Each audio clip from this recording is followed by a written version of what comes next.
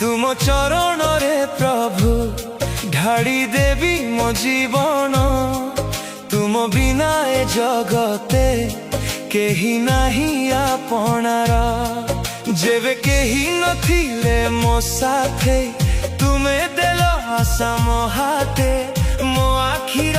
लुहकु पोछि तुमे देल असरंती सांत्वना भांगी जाई थी